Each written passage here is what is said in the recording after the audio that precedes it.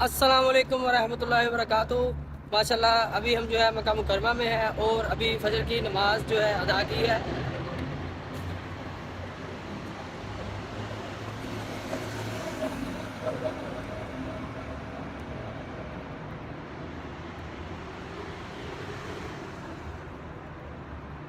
ابھی میں گزر رہا ہوں ٹنل کے اندر سے، تو یہاں پر گاڑیوں کا کافی زیادہ شور ہے۔ تو ابھی 7 بجے کا ٹائم ہے، تو ابھی ہم جو ہے بس پہ جا رہے ہیں زیارات پہ۔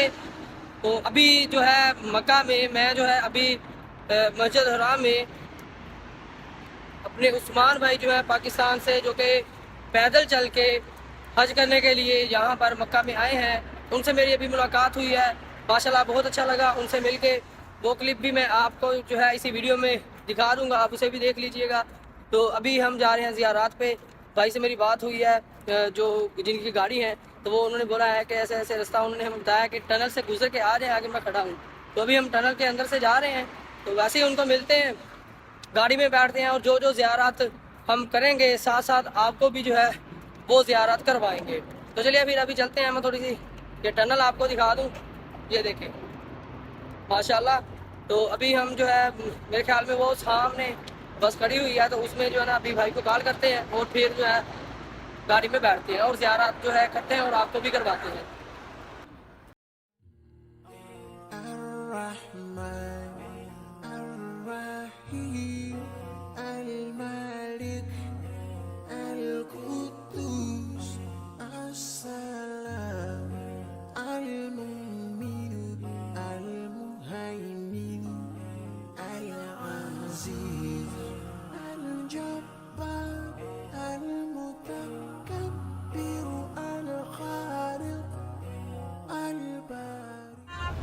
ولا قوة إلا بالله بالعلی العظیم۔ تو جی حجاج کرام، جب نبی پاک صلی اللہ علیہ وآلہ وسلم کا نام آئے تو صلی اللہ علیہ وآلہ وسلم پڑھ لیجیے گا۔ جب صحابہ کا نام آئے تو رضی اللہ تعالیٰ عنہ پڑھ لیجیے گا۔ جب صحابیہ کا نام آئے تو رضی اللہ تعالیٰ عنہ پڑھ لیجیے گا۔ جب کوئی بات آپ کو اچھی لگے یا پیاری لگے تو سبحان اللہ کہیے۔ تو نبی پاک صلی اللہ علیہ وآلہ وسلم کا فرمان ہے، جب کوئی بندہ ایک دفعہ سبحان اللہ کہتے ہیں، اللہ تعالیٰ اس بندے کے لیے جنت میں ایک پودا لگا دیتے ہیں۔ تو اگر آپ ہر میں حدود کے اندر ایک نیکی کرتے ہو تو اللہ تعالیٰ آپ کو اس کا اجر 1,00,000 دیتا ہے۔ ایک دفعہ سبحان اللہ کہتے ہو، ایک دفعہ درود پاک پڑھتے ہو، ایک دفعہ آیت الکرسی پڑھتے ہو، ایک دفعہ اللہ کا کوئی بھی ذکر کرتے ہو تو اللہ تعالیٰ آپ کو اس کا اجر 1,00,000 دیتا ہے۔ تو یہ فری کے لیے کیا ہے؟ تو جتنا بھی ہو سکے آپ نے فارغ نہیں بیٹھنا، اللہ تعالیٰ کا ذکر کرتے رہنا ہے، اور ہمارے نبی پاک صلی اللہ علیہ وسلم پر درود پاک کا نذرانہ پیش کرتے رہنا۔ یاد رکھنا، مکہ شہر کی تاریخی اور مذہبی حیثیت کا اندازہ آپ اس بات سے لگا سکتے ہیں کہ اللہ تعالیٰ نے اسی شہر مکہ کو اپنے گھر خانہ کعبہ بیت اللہ کے لیے چنا، اور اسی شہر مکہ میں ہمارے نبی حضرت محمد صلی اللہ علیہ وآلہ وسلم کی جائے ولادت جائے پیدائش اسی شہر مکہ سے بھی، اور اس مکہ کی سرزمین کو انبیاء کی سرزمین بھی کہا جاتا ہے۔ اللہ تعالیٰ نے اسی شہر مکہ میں انبیاء اکرام کو محفوظ فرمایا، اور اسی شہر مکہ میں آب زمزم جو بیماریوں کے لیے شفا ہے، اسی شہر مکہ کی سنت ہے۔ اور اسی طرح اس شہر کے ایسے اور بھی چند مقامات ہیں جو اس شہر کی روشنی کو چار چاند لگاتے ہیں۔ تو انشاءاللہ میں آپ کے ساتھ گفتگو کروں گا، آپ کو مکمل گائیڈ کروں گا۔ تو حجاج کرام،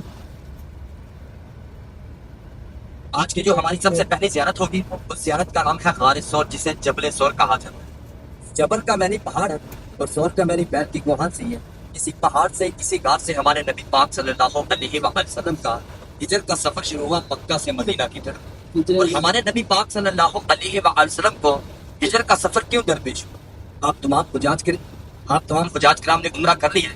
جب آپ خانہ کعبہ کے طواف کرتے ہو، کرنے کے بعد صحیح کی طرف جاتے ہو جسے صفا مروہ کی پہاڑی کہا جاتا ہے، تو اسی صفا کی پہاڑی پر نبی پاک صلی اللہ علیہ وآلہ وسلم نے تمام کفار مکہ کو اکٹھا کیا اور کفار مکہ کو مخاطب کرتے ہوئے فرمایا کہ اے لوگوں، تم لوگوں نے مجھے کیسا پایا؟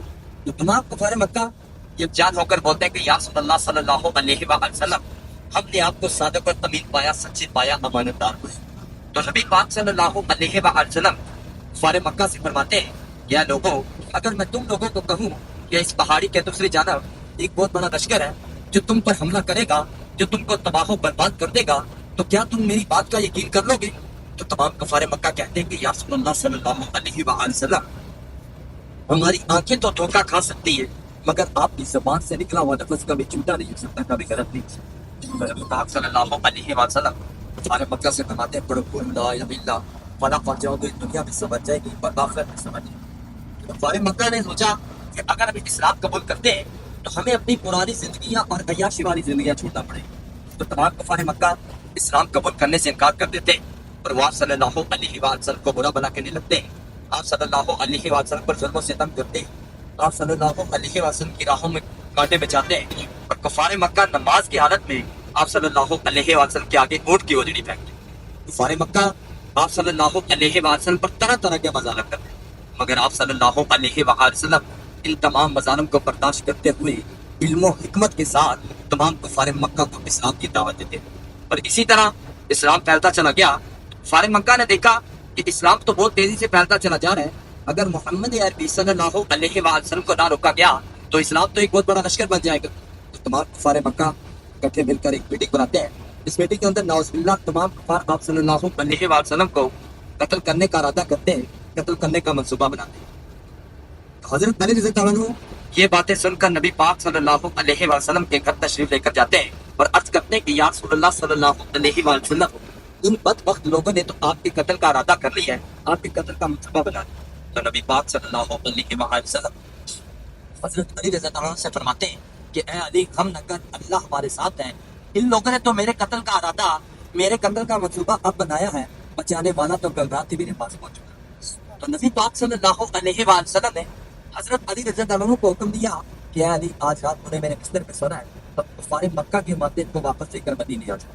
کفار مکہ جو آپ صلی اللہ علیہ وسلم کے مخاطبین تھے، آپ صلی اللہ علیہ وسلم پر ظلم و ستم کرتے تھے، وہ آپ صلی اللہ علیہ وسلم کے پاس اپنی قیمتی چیزیں، تحفے، زیورات بطور امانت کے طور پر رکھوایا کرتے تھے۔ تو نبی پاک صلی اللہ علیہ وسلم نے حضرت علی رضی اللہ عنہ کو حکم دیا کہ علی آج رات تمہیں میرے بستر پہ سونا ہے، تو کفار مکہ کی امانت کو واپس لے کر مدینے آ۔ حضرت علی رضی اللہ عنہ فرماتے ہیں کہ میری رات وہ سب سے پرسکون نیند والی رات تھی جو میں نے بستر رسول پر گزاری۔ مجھے اس بات کا یقین تھا کہ مجھے آج رات موت نہیں آنی، کیونکہ محمد صلی اللہ علیہ وسلم کا حکم ہے کہ کفار مکہ کی امانتیں ان کو واپس دینی ہے اور مدینے واپس جانا۔ تمام کفار مکہ اکٹھے ہو کر حضرت علی رضی اللہ عنہ کے گھر پر پہنچتے ہیں اور حضرت علی رضی اللہ عنہ سے پوچھتے ہیں کہ محمد صلی اللہ علیہ وسلم کہاں پر ہے۔ تو حضرت علی رضی اللہ عنہ یہ سوچتے ہیں کہ اگر میں یہ کہتا ہوں کہ نبی پاک صلی اللہ علیہ وسلم مکہ سے مدینہ کی طرف ہجرت کر چکے ہیں تو نبی پاک صلی اللہ علیہ وسلم کی جان کو کرتے ہیں۔ تو حضرت علی رضی اللہ عنہ کیا خوبصورت جواب دیتے ہیں کہ نبی کو جہاں جانا تھا وہ چلے گئے۔ سارے مکہ نے دیکھا کہ یہاں حضرت علی رضی اللہ عنہ کے پاس تو محمد صلی اللہ علیہ وسلم تو نہیں پہنچی، تو تمام کفار مکہ اکٹھے ہو کر نبی پاک صلی اللہ علیہ وسلم کے گھر پر پہنچتے ہیں۔ ابھی دروازے کے پاس سے پہنچتے ہیں وَجَعَلْنَا مِن بَيْنِ أَيْدِيهِمْ سَدًّا وَمِن خَلْفِهِمْ سَدًّا فَأَغْشَيْنَاهُمْ فَهُمْ لَا يُبْصِرُونَ۔ اس آیت میں اللہ تعالیٰ ایک دیوار کفار کے آگے، ایک دیوار کفار کے پیچھے اور پچھل بنا دیتے ہیں، اور نبی پاک صلی اللہ علیہ وسلم سے فرماتے ہیں کہ زمین سے مٹی اٹھا اور کفار کی طرف اچھا۔ تو نبی پاک صلی اللہ علیہ وسلم زمین سے مٹی اٹھاتے ہیں اور کفار کی طرف اچھالتے ہیں، تو اللہ تعالیٰ نبی پاک صلی اللہ علیہ وسلم کو کفار مکہ کے آنکھوں سے گزر فرماتے ہیں اور ان کے درمیان میں رستہ بناتے ہیں، اور نبی پاک صلی اللہ علیہ وسلم اس رستے سے گزر کر سیدھا بیت اللہ تشریف لے کر جاتے ہیں۔ تو جیسے ہی ہمارے نبی پاک صلی اللہ علیہ وسلم بیت اللہ خانہ کعبہ پہنچتے ہیں، بیت اللہ کو خانہ کعبہ کو مخاطب کرتے ہوئے فرماتے ہیں کہ اے بیت اللہ، اے خانہ کعبہ، تو مجھے بہت پیارا ہے، تو مجھے بہت عزیز ہے، میرا یہاں پر بچپن گزرا، میری جوانی گزری، میرے بڑھاپے کا کچھ عرصہ گزرا، مگر تیرے یہاں کے رہنے والے لوگ مجھے یہاں پر رہنے دیں۔ تو نبی پاک صلی اللہ علیہ وسلم فرماتے ہیں انشاءاللہ میں دوبارہ لوٹ کر آؤں گا اور مکہ کو فتح کروں۔ سب جانچ کر آج کی ہماری زیارت آ چکی ہے غار سور، جسے جبل سور کہا جاتا ہے۔ اسی پہاڑ سے، اسی غار سے ہمارے نبی پاک صلی اللہ علیہ وسلم کا ہجرت کا سفر شروع ہوا، مکہ سے مدینہ کی طرف، اور اسی غار کے اندر ہمارے نبی پاک صلی اللہ علیہ وسلم نے 3 دن اور 3 راتیں قیام فرمائے۔ تو آپ حاجیوں سے گزارش ہے کہ سارے حاجی اکٹھے گروپ کی شکل میں اتریں گے، اترنے کے بعد دعا کرنے کے بعد، زیارت کرنے کے بعد دوبارہ ہی گروپ کی شکل میں گاڑی کے اندر آئیں گے، اور جہاں جہاں پر آپ کی سیٹیں ہیں آپ نے وہیں پر بیٹھ گئے تاکہ گاڑی کے اندر کوئی نظم و ضبط نہ خراب ہو۔ آ جائے ایسا ساتھ یہ اکٹھے ہو کے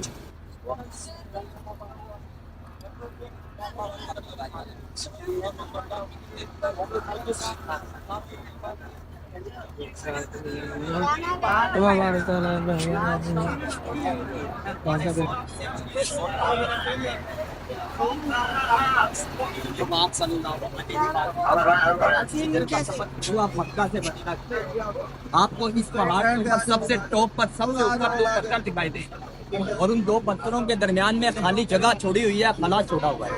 जब कोई बंदा इस पहाड़ के ऊपर से चढ़ता हुआ तो उन दो पत्थरों के पास पहुंचता है, साथ ही उस खला में से गुजर कर नीचे उतरता है तो गार के अंदर वाला हिस्सा है जहाँ पर हमारे नबी पाक सल्लल्लाहु अलैहि वसल्लम ने उस गार के अंदर नील और सीधाते कयाम पर और इसी गार के अंदर हजरत अस्मा बिनते हजरत अबू बकर सदीक रज़ियल्लाहु अन्हा जो अभी कम उम्र बच्ची थी, नबी पाक सल्लल्लाहु अलैहि वसल्लम को कुफारे मक्का से छुपते छुपाते इस गार के अंदर खाना पहुंचाया करते और इस पहाड़ की बुलंदी 5,500 से 6,000 फीट है। इसकी बुलंदी, इसकी ऊंचाई इतनी तो जब नबी पाक सल्लल्लाहु और हजरत अबू बकर हिजरत के सफर के लिए रवाना हो रहे थे तो रास्ते में चलते चलते नबी पाक सल्लल्लाहु अलैहि वसल्लम के नाम मुबारक पर खून आ गया तो हजरत अबू बकर सदीक रज़ियल्लाहु अन्हु अर्ज करते कि या रसूलल्लाह सल्लल्लाहु अलैहि वसल्लम आप कुछ देर आराम कीजिए तो नबी पाक सल्लल्लाहु अलैहि वसल्लम फरमाते कि नहीं अबू बकर,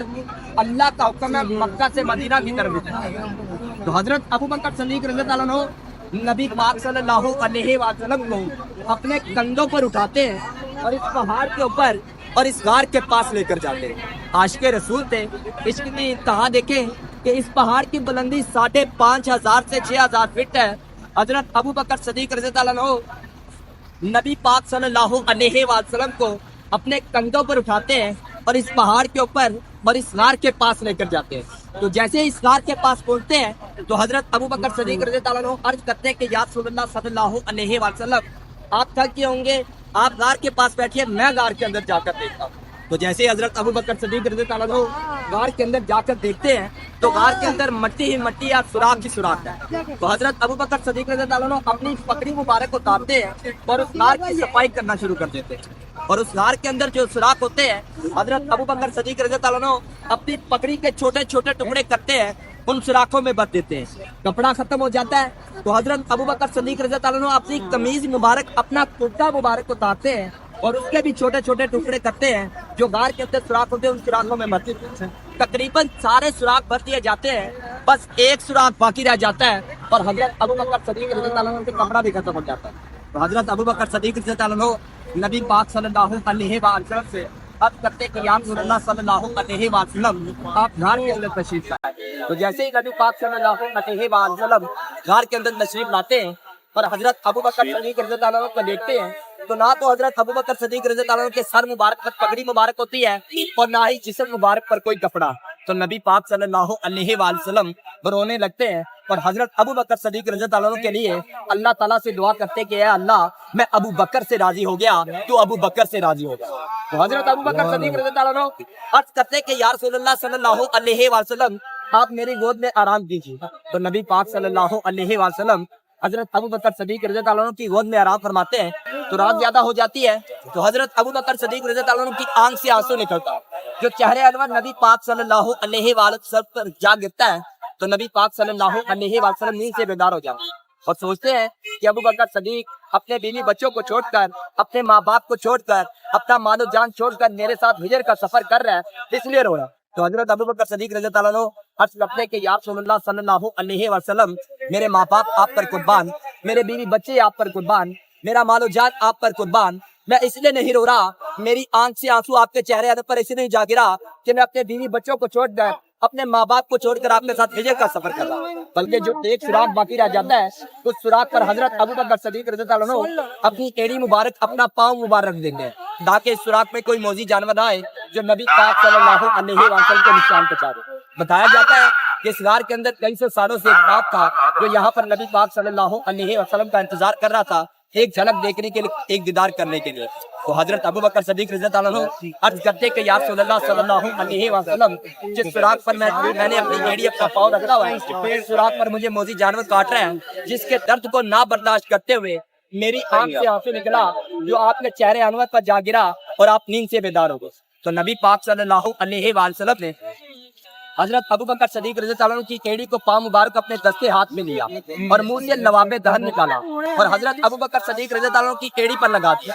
تو حضرت ابو بکر صدیق رضی اللہ عنہ فرماتے ہیں کہ میری ایڑی میرا پاؤں ایسے ہو گیا جیسے زندگی میں اس میں کبھی درد نہ ہوا ہو, کبھی زخم ہی نہ آیا ہو. یہ ہمارے نبی کا موجزہ تھا جو حضرت ابو بکر صدیق رضی اللہ عنہ کی ایڑی پر پاؤں مبارک کیا. اور اسی طرح ہمارے نبی کے ایسے بہت سے موجزات ہیں جو ہمارے لیے راہ نجات, راہ نصیحت ہے. تو ہم اپنے نبی کی جتنی بھی تعریفیں کریں اتنی ہی کم ہے. ہمارے الفاظ قدر ہو جائیں گے مگر ہمارے نبی کی تعریفیں تو انشاءاللہ واقعی کی بات ہم بس میں کریں گے. دعا کیجیے گا اللہ تعالیٰ آج کی حاضری کو اپنی بارگاہ میں قبول فرمائے. قبلہ اس طرف ہے, کعبہ اس طرف ہے. دعا کریں. بسم اللہ الرحمن الرحیم. ماشاءاللہ ابھی 1100 کی زیارت کی ہے, اللہ تعالیٰ حاضری قبول فرمائے. وہ سامنے پیچھے 1100 ہے. ماشاءاللہ سبحان اللہ. ابھی چلتے ہیں دوسری زیارت کی طرف.